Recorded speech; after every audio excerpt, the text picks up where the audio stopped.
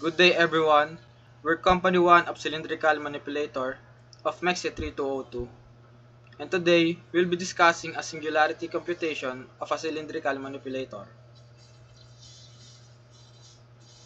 So, this is the singularity calculation of cylindrical manipulator, RPP.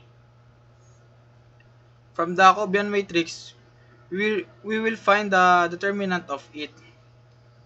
By finding the determinant, we multiply the encircled 30 and will be multiplied to 0, negative 1, 1, and 0, minus 0 times 0, negative 1, 0, and 0, plus 0, and multiply to 0, 0, 0, and 1.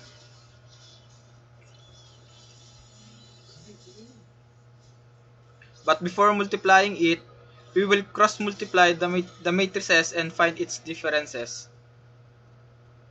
So, we so 0 times 0 0 times 0 is equals to 0, and negative 1 times 1 is equals to positive 1. We cross multiply it, minus 0.